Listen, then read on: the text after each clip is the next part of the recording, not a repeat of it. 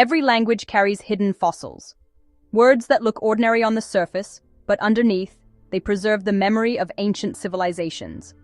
Today we are investigating one of the most common Ukrainian words, Holova, head. And we are going to trace it all the way back to a Hebrew word for skull, a word that appears in the Old Testament, because the same root that appears in the Ukrainian word for leadership also echoes from the hill where Jesus was crucified.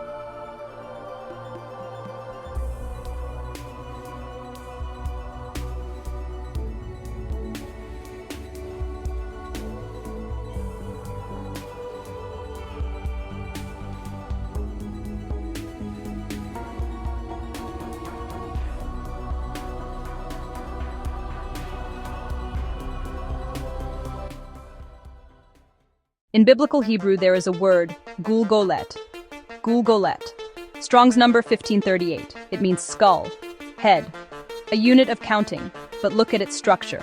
The root is reduplicated, GL plus GL, the same consonant cluster repeated twice. In Numbers 1.2, this word appears in its plural form, li Gulgólotum. Count them by their heads, by each skull. It was the standard biblical phrase for a census, counting people one by one. Now, the detective part. How did Gulgólet become Holova?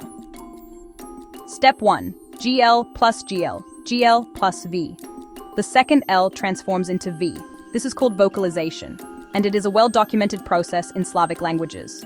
The proof is right in front of us. The Ukrainian word vovk, meaning wolf, comes from the Proto-Slavic root vulka. The L became V, exactly the same mechanism, confirmed by historical linguistics. Step 2.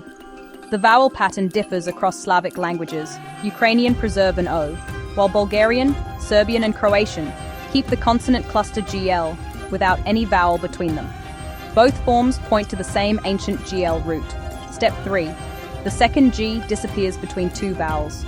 When a G sits between two vowels, it often weakens and drops. What remains is glava, Golova, Slavic and Ukrainian word for head.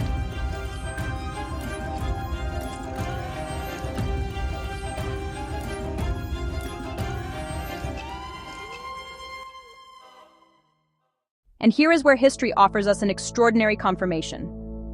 The word Golgotha, the hill of the crucifixion, comes from Aramaic Gulgólet, a direct relative of Hebrew Gulgólet. The Gospel of John explains it plainly, the place of the skull. In Greek, it became Golgotha, Golgotha. The GL root preserved exactly. Now say these three words aloud: Gulgóleth, Golgotha, Golova. The same root, the same skeleton. Every time we read about Golgotha, we are pronouncing the ancestor of the Slavic word for head, a word of death and a word of life, joined by the same ancient sound. The root GL survived across the entire Slavic family, which tells us this borrowing happened very early before the Slavic languages separated from each other. Ukrainian, Holova; Polish, Głova; Czech, Hlava; Slovak, Hlava; Bulgarian, Glava; Serbian, Glava; Croatian, Glava. The GL skeleton is present in every single branch. This is the fingerprint of a Proto-Slavic inheritance. And the word did not stop at anatomy.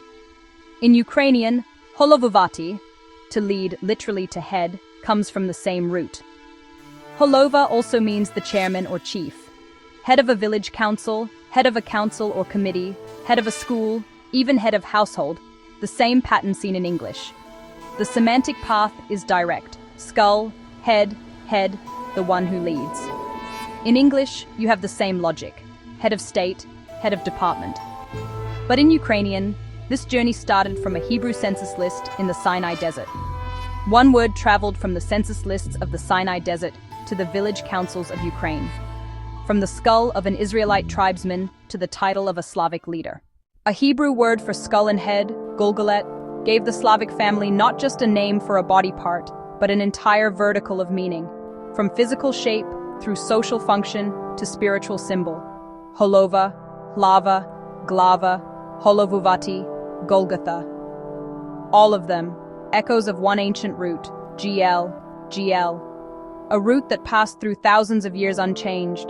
The words we use every day are not random, they are fossils. For us, this stands as proof that the 10 lost tribes of Israel passed through Ukraine and Europe,